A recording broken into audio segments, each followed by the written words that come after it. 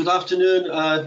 My name is Tom Koszewinski. I'm a surgeon in London Hospital called University College Hospital, but I also work at the Great Ormond Street, so I have a special interest in looking after children. I'm not a physician. I don't know how many surgeons are out there, but that's what I do. When I was asked to give this talk, I was sort of considering various topics, but I have sort of settled on genetics, and you know, if you just talk about too many things at the same time, it just doesn't stick. So we will be talking about genetics. And I also, a couple of months ago, I attended an exhibition of Anthony Gormley. So just to make it a little bit more interesting, I put his pictures into presentation as well. And this is just the first of many. So as I said, we will talk a little bit about the genetics. And we live in the era of the genetic challenge, and we need to think about it a lot. And you can do this thinking in various places, and that's sort of supposed to be a joke, and it's not very funny until you realize that actually the two guys in the bar, Watson and Crick, and that's where they got the idea of the double helix. So genetics it is, and I don't want to talk about genetics, you know, in its entirety, but about the RET, and especially the RET mutations, and how these RET mutations affect type of the surgery we do, especially for patients with the multiple endocrine neoplasia type 2. And genetics had an enormous contribution to so-called precision medicine, and precision medicine is the new watchword for treatments based on phenotypic biomarker and genetic characteristics. And we all started with this sort of treating people which were sort of poorly characterized populations. Then we moved to personalized medicine, and then to precision medicine. And obviously genetics went with that pyramid, and it started with Mendel, then Watson and Crick and Human Genome Project. And you can see from this graph here, which I can't see because there are some things in my way, is that the MEN2 was described on a clinical grounds in 1961. Oops, something went wrong again.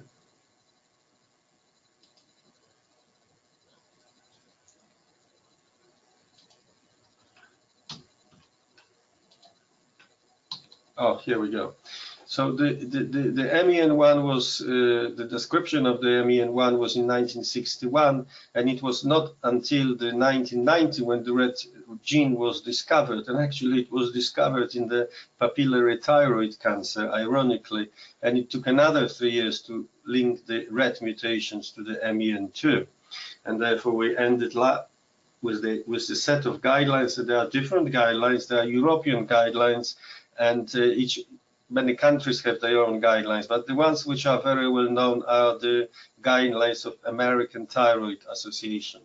So we're going to explore a little bit as to whether there's a gospel according to the RET. And when you think about the genetics, and if you discover that somebody has got a hereditary syndrome predisposing them to cancer, we're going to talk about the risk-reducing surgery, but there are also options of surveillance and chemo prophylaxis. So we're going to go into the presentation because we don't want to stay behind. And what joined the Mendel, Watson and Crick Human Genome Project is that many countries are now run the genomics, and in the United Kingdom, genomics will very soon form part of the NHS service. So it will become just as common as a full blood count or electrolytes. And we can't really escape this, and we have to engage with understanding the genetics, even if we are not a geneticist but practicing surgeons or physicians, because the genie is really out of the bottle, and we all know that the DNA plays a very important part in our lives and the diseases which we are at risk of.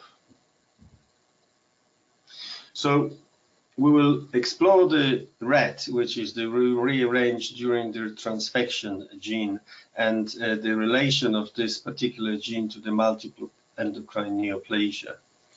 And if you go on the internet, then you will find out that if you type RET, you're not going to get the rearrange during transfection straight away.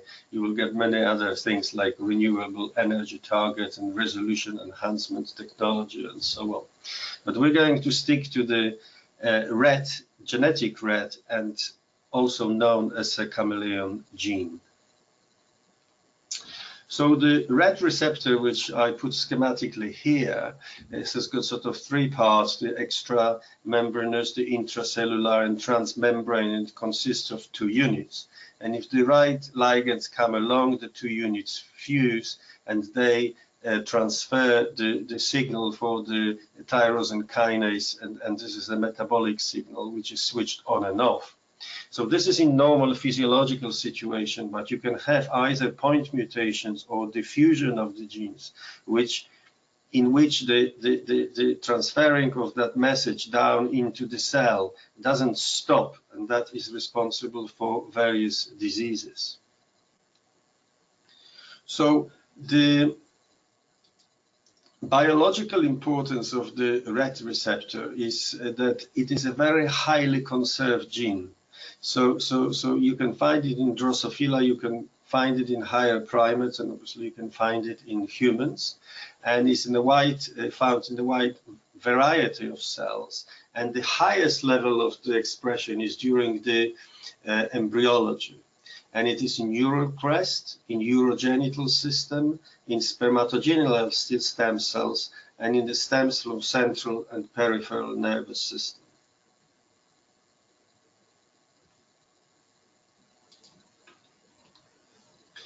It is linked to a variety of human pathologies. There are two types of situation with the RET. One is that you can have a loss of function mutation, and therefore signaling it's not happening. And if that disease, if that type of the mutation happens, patients develop either a Hirschsprung disease or the congenital abnormality of the kidney and the urinary tract, which can express itself as a kidney agenesis. We're not going to talk about the loss of function mutation. We're going to talk about the gain of function mutation. And if that happens, the diseases which that particular gain of function causes is formation of the either multiple endocrine neoplasia type 2A or 2B, familial thyroid cancer, also papillary thyroid cancer, non-small cell lung cancer, and many other cancers, although that mutation is responsible only for a small percentage of lung cancer, about 1%.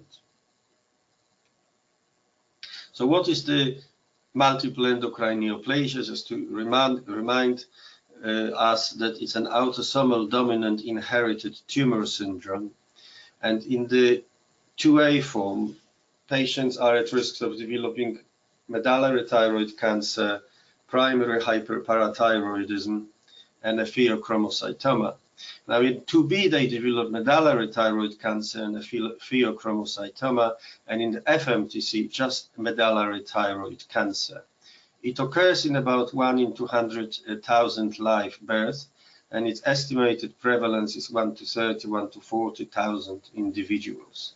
What is important to remember that in the MEN2A, most of the genes are inherited from the parents, when actually in 2B, majority of the patients develop the mutations, de novo mutations, which are completely new mutation, and there is no family history of the disease.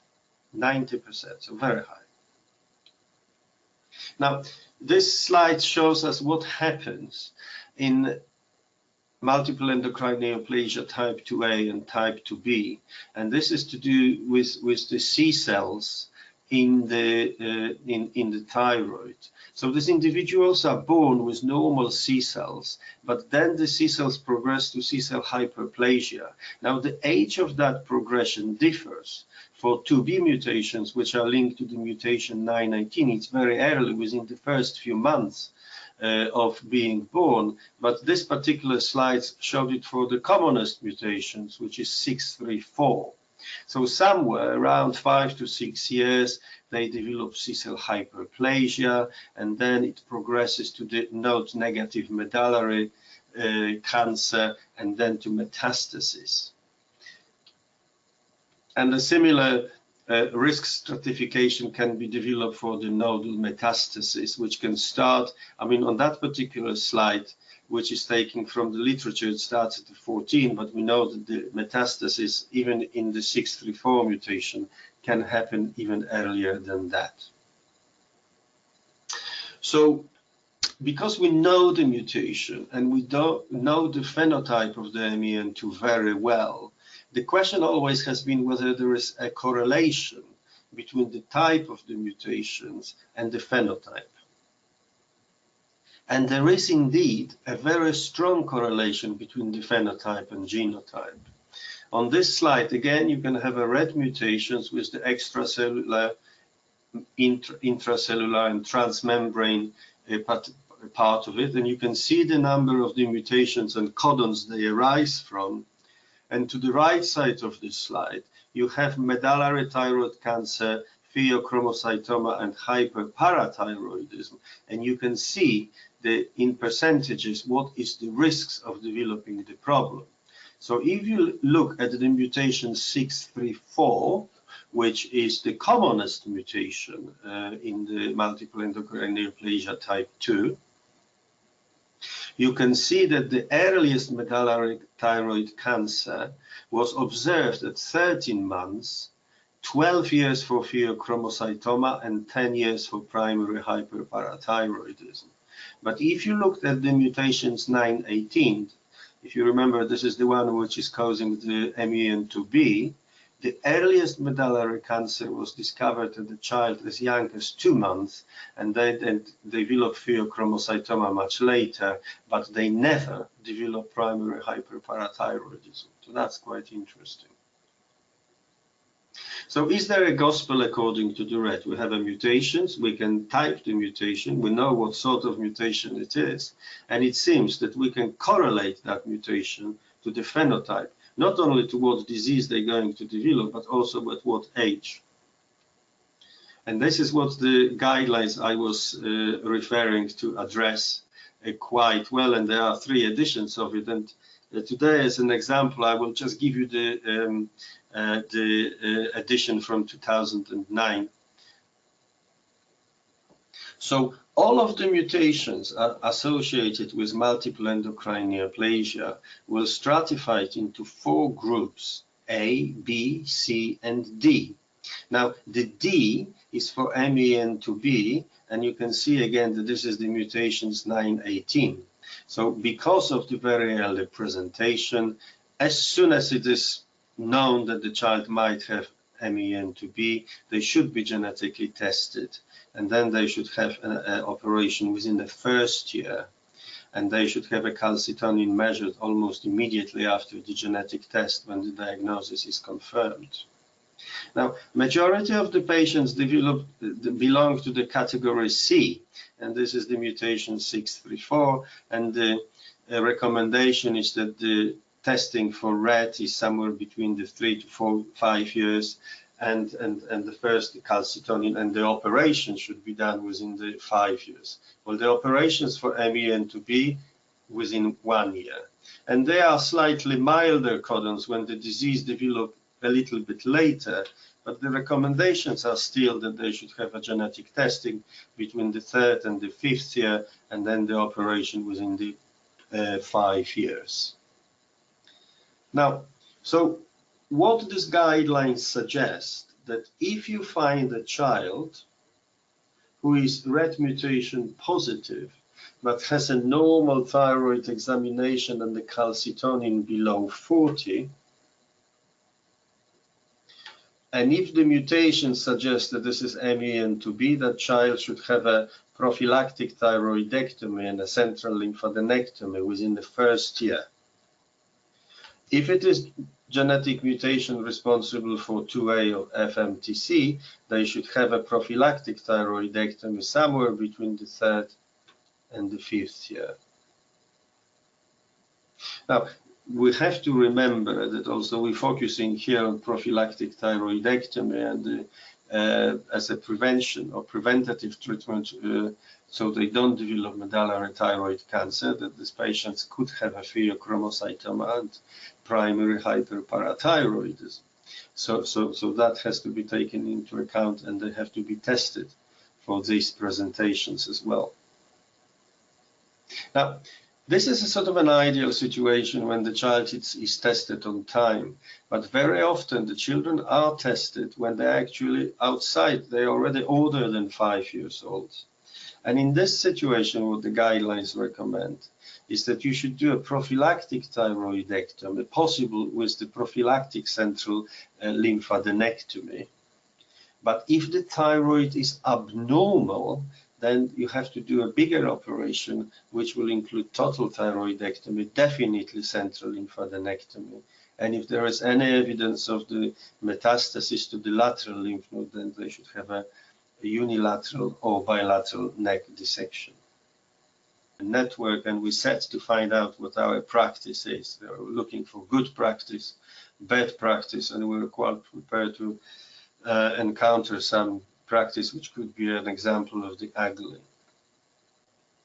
We published our results in the British Journal of Surgery in the 2018, and you can see that almost all of the academic or university hospitals in the United Kingdom participated.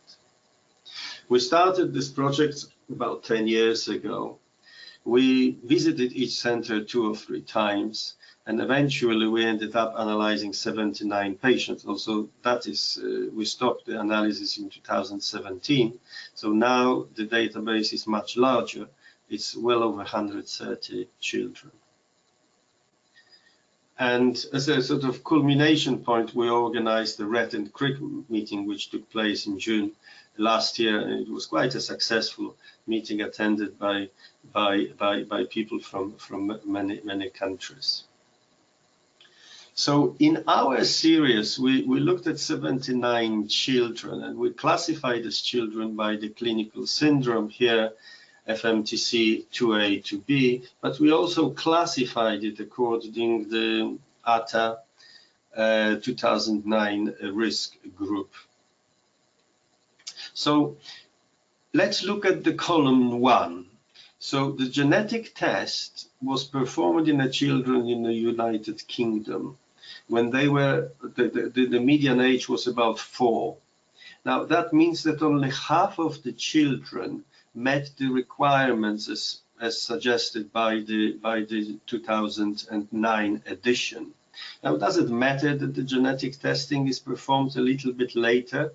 Well, it seems that it does matter, because those who had genetic test later, 76% of them had an abnormal calcitonin, and 55% of them had already medullary thyroid cancer. So no testing genetically children in a timely way have consequences. Now, this is a table which shows the timing of surgery. So the median age at which the children in the United Kingdom have surgery was 6. And again, the children who had surgery late, 54% of them had high calcitonin, and 78%, sorry, they have a high calcitonin, and 56% had MTC on histology. So again, late genetic testing and late surgery, or later than recommended by the guidelines, result in a high calcitonin and high incidence of medullary thyroid cancer. We did a uni and multivariate analysis, and we more or less compared this, confirmed that it is important that the children are tested and operated timely. And if the red testing and operating is too late, as a result, 3/4 of the children had elevated calcitonin, and about half of them developed medullary thyroid cancer at the time of the surgery. We also looked at the choice of strategy, because as I showed you in my slides, it is not just the timing of testing and surgery, but also the choice of the operation. So in our group, the 68% of children had total thyroidectomy, and 32% of children had lymph node dissection. So about 89% of children, almost 90, had a total thyroidectomy as recommended by the guidelines. So that is actually quite good. The problem starts if we looked at the 32% of children who had lymph node dissection, because in this group of 79 patients, only 1 patient had positive lymph nodes. So many of these children had a lymph node dissection unnecessarily. Does it matter? Well, it does. And it does because when you look at the postoperative complications, now I have to say that the complications such as bleeding, infection, return to theater or nerve injury, that was a very small percentage, so these results are acceptable. But what is quite obvious from the data from the UK, that there is a quite significant percentage of children who develop a hypoparathyroidism, and that, as we know, is directly linked to performing a central lymphadenectomy.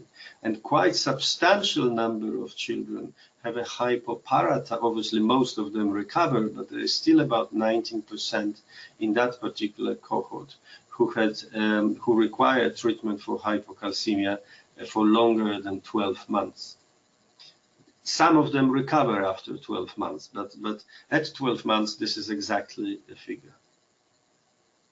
So the overall rate of complications, not related to calcium, I would say it's satisfactory, but the rate of hypocalcemia, which is caused by unnecessary lymph node dissection, I think is unacceptable.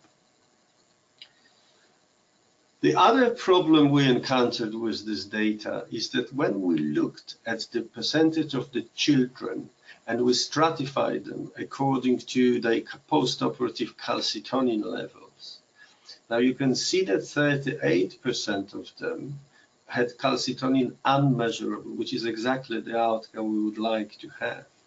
28% of children on at least one occasion had a measurable calcitonin. Now, that is probably not curative. We don't know what's going to happen to these children, but even more worryingly, there is a quite substantial group of children who post-operatively have a calcitonin which were higher than normal, and those children are at a high risk of developing medullary thyroid cancer in the future. Also, I have to say that those are the biochemical data, and over 10 years, only 1 child developed a clinical recurrence and required a second operation.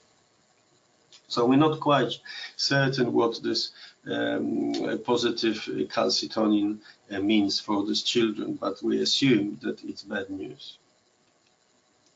So abnormal and fluctuating calcitonin levels were recorded in children also with normal thyroid and MTC. Now, if they develop postoperatively abnormal calcitonin, we might think that that was due to metastasis. But interestingly, there are children who actually on histology did not have a cancer, but a C-cell hyperplasia, and they also have a detectable calcitonin. And that obviously raises an issue of less than total thyroidectomy, meaning that the surgeon did not remove all the thyroid tissue. So we presented our findings to various forums in the UK because, you know, it's a UK-specific audit, and we sort of ask everybody, you know, whether these results were acceptable, and if they were not perfect, and they are not perfect, then what should be done about it. Obviously, you know, one can sort of have a fox approach that the fox knows many things, and one can have a hedgehog approach that the hedgehog knows one big thing. So people, when they asked about that sort of a hedgehog approach, especially when you look at our data very carefully, over this 10-year period, only 1 center performed more than 20 operations, and 3 centers performed more than 10 operations, and so 4 centers 5, and so on. And that looks like a reasonable annual workload, but as I told you, that the operations which were done in these children were done between 1995 to 2017, so over a period of 22 years. So sometimes there were 2 to 3 surgeons in a center. It means that quite a large proportion of these operations were performed by surgeons who operated on one case in their entire career. And that is probably not surprising, because there's only about 5 to 6 operations of that nature in the United Kingdom. So when we asked our participants in various forums as to what is the best thing to do, and if they had to do one thing, obviously everybody came up with the concept of centralization. And it would be interesting in our discussion following my presentation as to what is being done in your countries, because I know that in some countries centralization has been already introduced. And obviously there are many other things which we would like to explore in the future. We're planning multiple endocrine neoplasia type 2 registry, and RED at Creek meeting initiated some very interesting research projects, and I will be delighted to be presenting the results of our research in years to come. So thank you very much for the attention. I think that I sort of met the time deadlines for it, and I will be very happy to take the questions. Okay, Bruno has a question. Why do some patients with MEN2 activating mutations sometimes also present with Hirschsprung? Because it's a different type of the mutation. There are generally speaking, you can divide these types of the mutations into inactivating mutations, and those are the responsible for the Hirschsprung, because the ganglions don't develop in the bowel.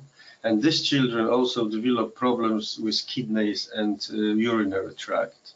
But so those are the inactivating mutations. Now, the mutations, which are different mutations, which increase the signaling down the tyrosine kinase pathway, are responsible for cancer. So they all RED mutations, and I mentioned them, but obviously the presentation focused on the gain of function mutation, which cause cancer, especially medullary thyroid cancer in MEN2.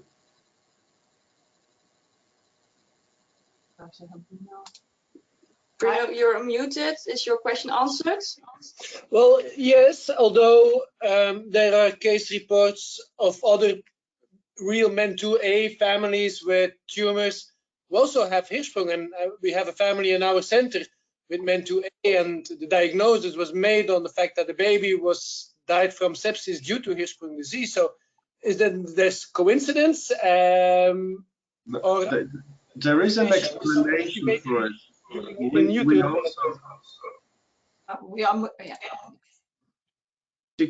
Myself, I'm not certain as to why children with the gain of function mutations develop the Hirschsprung disease, and not all of them develop. So if you look at the Hirschsprung disease itself, there's about 70% of these children have RED mutation, an inactivating mutation, and about 30% have Hirschsprung and they don't have a RED mutation. So, you know, like with everything in genetics, it's not all black and white. There's sort of an example you just gave of the Hirschsprung disease in a gain of function mutation, because they also develop a medullary thyroid cancer. It's a very interesting correlation. Your question and now answered, Bruno? Yes, thank you. It's clear. It's also a fascinating family. It's a mutation which has not really been described as pathogen causing, and in fact, it's very low risk. So most of these patients do not undergo prophylactic thyroidectomy, because even the grandfather at age 64 still has normal calcitonin levels. So it's which mutation it is? Do you remember the number? Yeah, then you have to give me like 2 minutes to look in the files. I'll get back to you. Okay, so in the meantime, there's another question from Sandra. Sandra, I will unmute you now. So hi, I'm Sandra. I am a de novo mutation of MEN2A. I believe it's 618R, exon 10. I have two sons who heredited the same mutation. My question is there any research done on the mutations, the red mutation getting either stronger or weaker with each new generation, or does it stay the same if you inherit it? I don't think there is any evidence that the mutation is stronger or weaker in generation. I think that, you know, if you test on a molecular biology levels, they are the same mutations. However, the history is not always repeated in parents and children.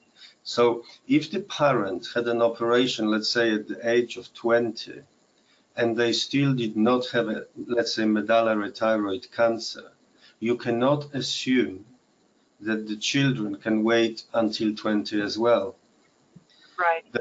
Because it is, you know, there is a difference between the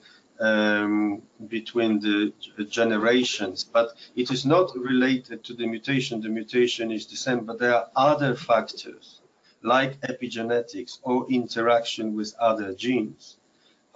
In my series, I also have families where, you know, the grandfather who is in his 70s had an operation and had a very, very small medullary thyroid cancer, but his grandchildren have a quite advanced medullary cancer at the age of 4 and 6. So right. you can't take a comfort in saying that, oh, I am okay and I had an operation at 20, because in the next generation it might present in a different way, and sadly, occasionally it presents itself in a more aggressive way. Mm-hmm. Right. Okay, thank you so much for the answer.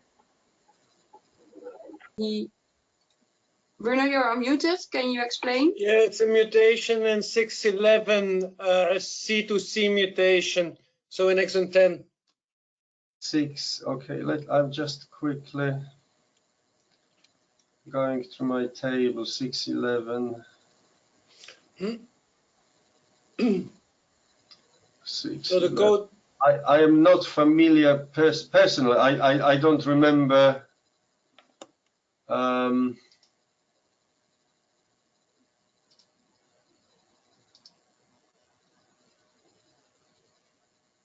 Here we go. So 611. No, I don't have it in the codon. I'm just looking very quickly through my presentation to see. No, I'm not familiar with this, but you know, I have been very puzzled recently by some of my patients. So this, I don't know. Can you see still my presentation? Yes. Okay. So in my presentation, in my series, we had not had a 611. We had 609, 620, 6, you know, and 918 and everything else. But the mutation I was just telling a person who just asked me the question before is an 804 mutation, Bruno. Now, the British geneticist wrote a big paper 2 years ago saying that this is not a pathogenetic mutation. Therefore, the prophylactic thyroidectomy is not indicated in this case. And obviously, you know, we have this, I mean, you know how it starts. It starts with one person, and then it just cascades. It's like an avalanche. You test the whole family. We already operated on 7 members of the family, including 3 children. And there are 5 more, or, no, sorry, 2 or 3 more children, and at least 1 other adult. And it's interestingly that the grandfather, who is a senior figure, had a very small medullary thyroid cancer, which is cured. And his 2 daughters also had a not very advanced medullary thyroid cancers, but one of the daughter's children had a very advanced cancer who presented with the lymph node metastasis and a calcitonin of 30,000. And a similar is on the other end of the family. There is now, we detected an individual, a lady in her 50s who's got a metastatic medullary thyroid cancer with the calcitonin of 2000.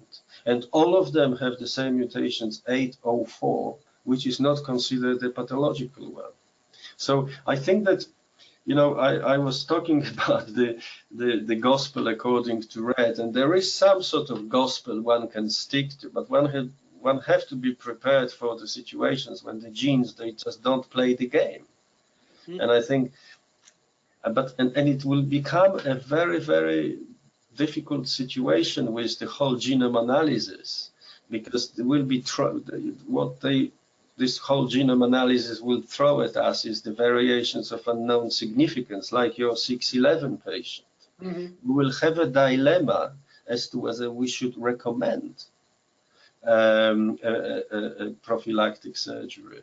Well, at the moment, I think that maybe there are some mutations which were never reported to have developed medullary thyroid cancer, but I would be very wary about not following them quite closely and monitoring the calcitonin. Yep. Yes, absolutely, I agree, because especially in these low-risk families or low-risk mutations, we do have an excellent tumor marker. I mean, calcitonin is so reliable. It will not detect normal tissue from C-cell hyperplasia in the early phases, but it's quite reliable to guide I would say, the timing of prophylactic thyroidectomy in not MEN2B, of course, and not the high-risk mutations, but in low-risk mutations. I think this could be a strategy. Yeah. So we're going to publish this family, but we just want to catch the whole, you know, some of them live now in Australia, but we are now performing a thyroidectomy on whoever in that family has got that mutations. We're just doing it. Okay. Just as a small side note, we also have a family here with the 804 mutation, who is followed partly in Leuven and partly here in Ghent. The grandfather has a medullary thyroid carcinoma. The daughter has, so the adult daughter has C-cell hyperplasia, and the son is not operated yet, so we can't disclose much. But if you would be interested, we could maybe share some data, because they signed the ERN informed consent. Yeah, I think that is very important that we communicate about, because there is that paper, I'm happy to send you later the references, which essentially says it's a very common mutation in the population and it's not pathogenic, and prophylactic thyroidectomy is not recommended. Okay. So if we present our data on 804, and I have some really dramatic cases there. The children, I operated already on one of the girls twice. Obviously, I can't squash the calcitonin of 30,000, and the girl is now starting a treatment with Loxo, which is this new generation of tyrosine kinase inhibitors. We already have one child on it with a dramatic reduction in calcitonin levels, and she is the second child in the UK, because this is not a drug license for children, but we're giving it as a sort of special consideration. At least that it worked this time, and I'm sorry it didn't work last time, but no, can happen. It really can happen. better today. Okay, thank you very much, and thank you to all the attendees, and have a lovely weekend. Thank you. Okay, Thank goodbye. you, Tom. Bye. Goodbye.